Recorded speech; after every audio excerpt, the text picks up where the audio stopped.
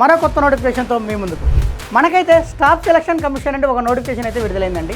ఏంటి ఆ నోటిఫికేషన్ అంటే, కేంద్ర ప్రభుత్వంలోని సంస్థలు ఏవైతే ఉన్నాయో, కేంద్ర ప్రభుత్వంలోని విభాగాలు ఏవైతే ఉన్నాయో, కేంద్ర ప్రభుత్వంలోని మంత్రిత్వ శాఖలు ఏవైతే ఉన్నాయో, ఈ మంత్రిత్వ శాఖల్లోనూ ఈ విభాగాల్లోనూ ఈ సంస్థల్లోనూ జూనియర్ హిందీ ట్రాన్స్లేటర్ పోస్టులు, జూనియర్ ట్రాన్స్లేషన్ ఆఫీసర్ పోస్టులు, సీనియర్ హిందీ ట్రాన్స్లేటర్ పోస్టులు అయితే ఖాళీగా ఉన్నాయి. ఈ ఖాళీలను భర్తీ చేయాలనే ఉద్దేశంతో ఈ నోటిఫికేషన్ అయితే విడుదల చేయడం జరిగింది. మరి ఈ నోటిఫికేషన్ సంబంధించి మొత్తం ఎన్ని ఖాళీలు ఉన్నాయి, ఈ ఖాళీలకు సంబంధించి అప్లికేషన్ ఎప్పటి నుంచి ప్రారంభమవుతుంది, ఎవరెవరు అర్హులు, ఏజ్ ఎంత ఉండాలి, ఫీజు ఎంత ఉంటుంది, ఎంపిక ఎలా జరుగుతుంది, దీనికి సంబంధించిన పూర్తి సమాచారాన్ని మనం వీడియోలో తెలుసుకుందాం. Hi hello welcome to T1 academy. నేను మీ ఆజాద్.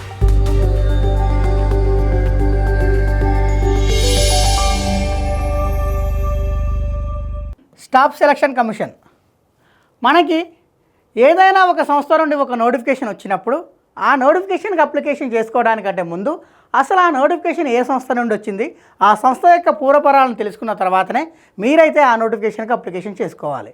ఇప్పుడు ఈ నోటిఫికేషన్ ఏ సంస్థ నుండి వచ్చింది, ఏ సంస్థ నుండి వచ్చిందంటే స్టాఫ్ సెలక్షన్ కమిషన్ నుండి వచ్చింది. మరి ఈ స్టాఫ్ సెలక్షన్ కమిషన్ ఎప్పుడు ఏర్పడింది, ఎందుకు ఏర్పడింది, ఇది ఏం పనిచేస్తుందో ఇప్పుడు తెలుసుకుందాం. స్టాఫ్ సెలక్షన్ కమిషన్ ఇది 1975 నవంబర్ 4వ తారీఖు నాడు ఏర్పడింది. 1975 నవంబర్ 4వ తారీఖు నాడు సబార్డినేట్ సర్వీసెస్ కమిషన్ అనే పేరుతోటి ఈ స్టాఫ్ సెలక్షన్ కమిషన్ అయితే ఏర్పడింది.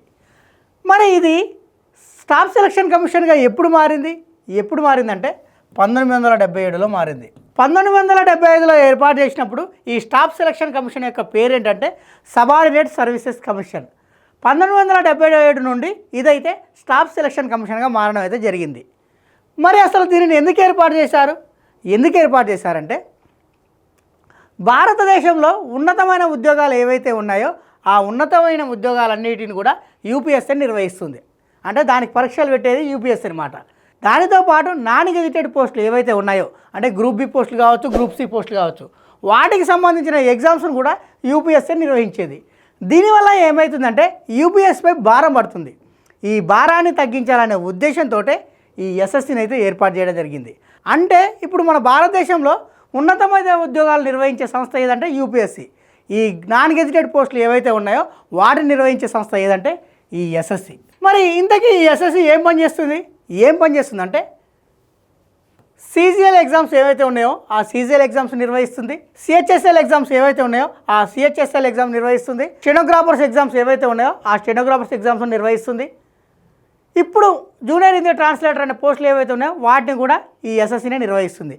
అంటే భారతదేశంలో నాన్ గెజిటెడ్ పోస్టులు అయిన గ్రూప్ బి, గ్రూప్ సి పోస్టులు ఏవైతే ఉన్నాయో ఆ పోస్టులన్నిటిని కూడా నిర్వహించే సంస్థ ఏదంటే ప్రస్తుతం ఈ ఎస్ఎస్సీనే, స్టాఫ్ సెలక్షన్ కమిషనే. నోటిఫికేషన్ విషయానికి వచ్చేసరికి ఏ పోస్టులు ఖాళీగా ఉన్నాయంటే జూనియర్ ట్రాన్స్లేషన్ ఆఫీసర్ పోస్టులు, జూనియర్ హిందీ ట్రాన్స్లేటర్ పోస్టులు, సీనియర్ హిందీ ట్రాన్స్లేటర్ పోస్టులు. మరి మొత్తం ఎన్ని ఖాళీలు ఉన్నాయంటే 84 ఖాళీలు ఉన్నాయి. ఈ 84 ఖాళీలు అనేది తాత్కాలికమే, ఒకవేళ ఖాళీలు తగ్గవచ్చు, పెరగవచ్చు. మరి ఈ పోస్టులకు సంబంధించి అప్లికేషన్స్ ఎప్పటి నుంచి ప్రారంభమవుతున్నాయి అంటే ఏప్రిల్ 23, 2026 నుండి ప్రారంభమై మే 14, 2026 నాడు అయితే క్లోజ్ అవుతుంది. మరి ఈ పోస్టులకు సంబంధించి ఎగ్జామ్స్ ఎప్పుడు ఉండొచ్చు అంటే ఆగస్టు నుండి సెప్టెంబర్ మధ్యలో ఎగ్జామ్ అయితే ఉంటుందండి, కంప్యూటర్ బేస్డ్ ఎగ్జామ్.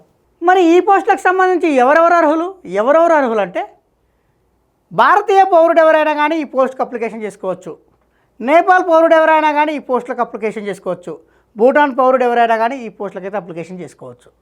మరి ఈ పోస్టులకు సంబంధించి ఏజ్ వాళ్ళ అర్హులు అంటే ఆగస్టు 1, 2026 నాటికి కనీసంగా 18 సంవత్సరాల నుండి గరిష్టంగా 30 సంవత్సరాల మధ్యలో ఎవరైతే ఉంటారో వాళ్ళందరూ కూడా ఈ పోస్టుకి అయితే ఎలిజిబుల్. అంటే ఆగస్టు 2, 1996 నుండి ఆగస్టు 1, 2008 మధ్యలో ఎవరైతే జన్మిస్తారో వాళ్ళందరూ కూడా ఈ పోస్టులకు అయితే ఎలిజిబుల్. మరి ఈ పోస్టులకు సంబంధించి ఏజ్ రిలాక్సేషన్ ఉంటుందా అంటే ఉంటుంది. ఎంత ఉంటుందంటే ఎస్సీ వాళ్ళకు, ఎస్టీ వాళ్ళకు వచ్చేసి 5 సంవత్సరాల ఏజ్ రిలాక్సేషన్ ఉంది, ఓబీసీ వాళ్ళకు వచ్చేసి 3 సంవత్సరాల ఏజ్ రిలాక్సేషన్ ఉంది, ఫిజికల్లీ హ్యాండిక్యాప్డ్ జనరల్ వాళ్ళు ఎవరైతే ఉంటారో వాళ్ళకు వచ్చేసి 10 సంవత్సరాల ఏజ్ రిలాక్సేషన్ ఉంది. అదే ఫిజికల్లీ హ్యాండిక్యాప్డ్ ఓబీసీ వాళ్ళు ఎవరైతే ఉంటారో వాళ్ళకు వచ్చేసి 13 సంవత్సరాల ఏజ్ రిలాక్సేషన్ ఉంది. ఫిజికల్ హ్యాండిక్యాప్డ్ ఎస్సీ వాళ్ళు ఎస్టీ వాళ్ళు ఎవరైతే ఉంటారో వాళ్ళకు వచ్చేసి 15 సంవత్సరాల ఏజ్ రిలాక్సేషన్ ఉంది. ఎక్స్ సర్వీస్ మ్యాన్లు ఎవరైతే ఉంటారో వాళ్ళకు వచ్చేసి 3 సంవత్సరాల ఏజ్ రిలాక్సేషన్ అయితే ఉన్నది. మరి ఈ పోస్టులకు అప్లికేషన్ చేసుకోవాలంటే ఎటువంటి ఎడ్యుకేషనల్ క్వాలిఫికేషన్ కావాలి? ఎటువంటి ఎడ్యుకేషనల్ క్వాలిఫికేషన్ కావాలంటే ఎవరైతే ఈ జూనియర్ హిందీ ట్రాన్స్లేటర్ పోస్టుకు కానీ, జూనియర్ ట్రాన్స్లేషన్ ఆఫీసర్ పోస్టుకు కానీ, జూనియర్ ట్రాన్స్లేటర్ పోస్టుకు కానీ వీటికి అప్లికేషన్ చేసుకోవాలంటే వాళ్ళు ఖచ్చితంగా ఏదైనా గుర్తింపు పొందిన యూనివర్సిటీ నుండి ఎంఏ హిందీ క్వాలిఫై కావాలి. అంటే ఎంఏ హిందీ క్వాలిఫై కావాలి. దానికి తోడు డిగ్రీలో వాళ్ళకు ఇంగ్లీష్ అనేది ఒక సబ్జెక్టుగా ఉండాలి. అంటే డిగ్రీలో ఒక సబ్జెక్టు ఇంగ్లీష్గా ఉండి ఎవరైతే ఎంఏ హిందీ క్వాలిఫై అవుతారో వాళ్ళు ఈ పోస్ట్కి అయితే ఎలిజిబుల్. లేదా డిగ్రీలో హిందీ అనేది ఒక సబ్జెక్టుగా ఉండి ఎంఏ ఇంగ్లీష్ ఎవరైతే క్వాలిఫై అవుతారో వాళ్ళు కూడా ఈ పోస్ట్కి ఎలిజిబుల్. లేదా ఈ ఎంఏ ఇంగ్లీషు ఎంఏ హిందీ కాకుండా ఏదైనా సబ్జెక్టులో పీజీ చేసి డిగ్రీని హిందీ మీడియంలో కానీ ఇంగ్లీష్ మీడియంలో కానీ ఎవరైతే క్వాలిఫై అవుతారో వాళ్ళు కూడా ఈ పోస్ట్కి ఎలిజిబుల్. ఉదాహరణకి మనం ఎంఏ హిస్టరీ తీసుకుందాం. ఈ ఎంఏ హిస్టరీ అనేది ఇంగ్లీష్ మీడియంలో కానీ హిందీ మీడియంలో కానీ చేసి ఉండాలి. ఒకవేళ ఈ ఎంఏ హిస్టరీ ఈయన ఇంగ్లీష్ మీడియంలో చేసిండు అనుకుందాం. ఈయన ఎంఏ హిస్టరీ ఇంగ్లీష్ మీడియంలో చేస్తే ఈయన డిగ్రీలో హిందీ అనేది ఒక సబ్జెక్టుగా ఖచ్చితంగా ఉండాలి. ఈ హిందీ సబ్జెక్టు ఖచ్చితంగా ఉండి ఈయన ఈ డిగ్రీని ఇంగ్లీష్ మీడియంలో కానీ హిందీ మీడియంలో కానీ చేసి ఉండాలి. అలా ఎవరైతే కలిగి ఉంటారో వాళ్ళు కూడా ఈ పోస్ట్కి ఎలిజిబుల్. లేదా ఇదే ఎంఏ హిస్టరీ ఆయన హిందీ మీడియంలో చేసిండు అనుకుందాం. ఎంఏ హిస్టరీ హిందీ మీడియంలో చేస్తే ఈయన డిగ్రీలో ఇంగ్లీష్ అనేది ఒక సబ్జెక్టుగా ఉండాలి. డిగ్రీ అనేది ఇంగ్లీష్లో ఒక సబ్జెక్టుగా ఉండి ఈ డిగ్రీని ఇంగ్లీష్ మీడియంలో కానీ హిందీ మీడియంలో కానీ ఖచ్చితంగా చేసి ఉండాలి. ఇలా ఎవరైతే క్వాలిఫికేషన్స్ కలిగి ఉంటారో వాళ్ళందరూ కూడా ఈ పోస్టులకు అయితే ఎలిజిబుల్. దీనితో పాటు డిప్లొమా సర్టిఫికేట్ ఉండాలి. ఎందులో అంటే హిందీ నుండి ఇంగ్లీష్కు, ఇంగ్లీష్ నుండి హిందీకి ట్రాన్స్లేట్ చేసినట్టుగా ఈయనకు డిప్లొమా చేసి ఉండాలి. లేదా హిందీ నుండి ఇంగ్లీష్కు, ఇంగ్లీష్ నుండి హిందీకి ట్రాన్స్లేట్ చేసినట్టుగా సర్టిఫికేట్ అయినా ఉండాలి. లేదా కేంద్ర ప్రభుత్వ సంస్థలో కానీ రాష్ట్ర ప్రభుత్వ సంస్థలో కానీ హిందీ నుండి ఇంగ్లీష్కు, ఇంగ్లీష్ నుండి హిందీకి ట్రాన్స్లేట్ చేసిన అనుభవం ఎన్ని సంవత్సరాలు? 2 సంవత్సరాల అనుభవం ఉండాలి. మొత్తానికి ఈయన డిప్లొమా చేసైనా ఉండాలి, లేదా ఒక సర్టిఫికేట్ అయినా కలిగి ఉండాలి, లేదా ఏదైనా కేంద్ర లేదా రాష్ట్ర ప్రభుత్వాల్లో 2 సంవత్సరాలు హిందీ నుండి ఇంగ్లీష్కు, ఇంగ్లీష్ నుండి హిందీకి ట్రాన్స్లేట్ చేసిన అనుభవం అయినా ఉండాలి. ఇవి ఏ పోస్టులకు అంటే జూనియర్ హిందీ ట్రాన్స్లేటర్ పోస్టుకు, జూనియర్ ట్రాన్స్లేషన్ ఆఫీసర్ పోస్టుకు, జూనియర్ ట్రాన్స్లేటర్ పోస్టుకు. ఈ 3 పోస్టులకు కూడా అనుభవం వచ్చేసి 2 సంవత్సరాల అనుభవం కావాలి. మరి దీనిలోనే మరో పోస్ట్ అయినా సీనియర్ హిందీ ట్రాన్స్లేటర్. మరి ఈ పోస్ట్కి అప్లికేషన్ చేసుకోవాలంటే ఎటువంటి ఎడ్యుకేషనల్ క్వాలిఫికేషన్ కావాలి? ఎటువంటి ఎడ్యుకేషనల్ క్వాలిఫికేషన్ కావాలంటే ఏదైనా గుర్తింపు పొందిన యూనివర్సిటీ నుండి డిగ్రీలో ఇంగ్లీష్ అనేది ఒక సబ్జెక్టుగా ఉండి ఎవరైతే ఎంఏ హిందీ క్వాలిఫై అవుతారో వాళ్ళందరూ కూడా ఈ పోస్ట్కి ఎలిజిబుల్. లేదా డిగ్రీలో హిందీ అనేది ఒక సబ్జెక్టుగా ఉండి ఎంఏ ఇంగ్లీష్ ఎవరైతే క్వాలిఫై అవుతారో వాళ్ళందరూ కూడా ఈ పోస్ట్కి ఎలిజిబుల్. లేదా ఈ ఎంఏ ఇంగ్లీషు ఎంఏ హిందీ కాకుండా ఏ సబ్జెక్ట్ అయినా కానీ ఎంఏ చేసి ఉంటే, అంటే ఉదాహరణకి పొలిటికల్ సైన్స్ కావచ్చు, హిస్టరీ కావచ్చు, ఎంఏ హిస్టరీ కావచ్చు, ఎంఏ పొలిటికల్ సైన్స్ కావచ్చు, ఎంఏ పబ్లిక్ యాడ్ కావచ్చు, ఇలా ఎవరైతే ఇంగ్లీష్ కాకుండా హిందీ కాకుండా చేసి ఉంటారో వాళ్ళు కూడా ఎలిజిబుల్. ఎలా అంటే ఉదాహరణకి ఎంఏ హిస్టరీ వాళ్ళని తీసుకుందాం మనం. అంటే ఎంఏ హిస్టరీ వాళ్ళు అప్లికేషన్ చేసుకోవాలంటే డిగ్రీని ఖచ్చితంగా ఇంగ్లీష్ మీడియంలో కానీ హిందీ మీడియంలో కానీ చేసి ఉండాలి. అందులో ఇంగ్లీష్ అనేది సబ్జెక్టుగా ఉండాలి, హిందీ అనేది సబ్జెక్టుగా ఉండాలి. ఈ 2 ఖచ్చితంగా ఉండాలి. ఈ 2 ఖచ్చితంగా ఉండి డిగ్రీ ఇంగ్లీష్ మీడియంలో కానీ హిందీ మీడియంలో కానీ చేసి ఎంఏ హిస్టరీ ఎవరైతే చేస్తారో వాళ్ళు కూడా ఈ పోస్ట్కి అయితే ఎలిజిబుల్. వీటితో పాటు వీళ్ళకి డిప్లొమా సర్టిఫికేట్ కూడా ఉండాలి. హిందీ నుండి ఇంగ్లీష్ ట్రాన్స్లేషన్ చేసినట్టుగా, ఇంగ్లీష్ నుండి హిందీకి ట్రాన్స్లేట్ చేసినట్టుగా డిప్లొమా చేసి ఉండాలి. లేదా హిందీ నుండి ఇంగ్లీష్ ట్రాన్స్లేట్ చేసినట్టుగా, ఇంగ్లీష్ నుండి హిందీకి ట్రాన్స్లేట్ చేసినట్టుగా సర్టిఫికేట్ అయినా ఉండాలి. లేదా ఏదైనా కేంద్ర ప్రభుత్వంలో కావచ్చు, రాష్ట్ర ప్రభుత్వ సంస్థల్లో కావచ్చు ఈయన హిందీ నుండి ఇంగ్లీష్కు, ఇంగ్లీష్ నుండి హిందీకి ట్రాన్స్లేట్ చేసిన అనుభవం 3 సంవత్సరాల అనుభవం ఎవరికైతే ఉంటారో వాళ్ళు కూడా ఈ పోస్ట్కి అయితే అప్లికేషన్ చేసుకోవచ్చు. ఉంటే డిప్లొమా అన్నా ఉండాలి, లేదా సర్టిఫికేట్ అన్నా ఉండాలి, లేదా కేంద్ర ప్రభుత్వ సంస్థలో కానీ రాష్ట్ర ప్రభుత్వ సంస్థలో కానీ 3 సంవత్సరాలు పనిచేసిన అనుభవం ఉండాలి. ఏం పని? హిందీ నుండి ఇంగ్లీష్కి, ఇంగ్లీష్ నుండి హిందీకి అనువాదం చేసిన అనుభవం అయితే ఖచ్చితంగా ఉండాలి. ఈ క్వాలిఫికేషన్స్ ఎవరైతే కలిగి ఉంటారో వాళ్ళందరూ కూడా ఈ పోస్ట్కి అయితే ఎలిజిబుల్. మరి ఈ పోస్టులకు సంబంధించి అప్లికేషన్ ఫీజు ఎంత? అప్లికేషన్ ఫీజు విషయానికి వచ్చేసరికి జనరల్ వాళ్ళు, ఈడబ్ల్యూఎస్ వాళ్ళు, ఓబీసీ వాళ్ళు ఎవరైతే ఉన్నారో వాళ్ళకు వచ్చేసి రూపాయల అప్లికేషన్ ఫీ అయితే ఉన్నది. అదే ఉమెన్స్ కావచ్చు, ఎస్సీ వాళ్ళు కావచ్చు, ఎస్టీ వాళ్ళు కావచ్చు, ఫిజికల్ హ్యాండిక్యాప్డ్ కావచ్చు, ఎక్స్ సర్వీస్ మెన్ కావచ్చు, వీళ్ళకి వచ్చేసి ఫీజు అయితే లేదండి.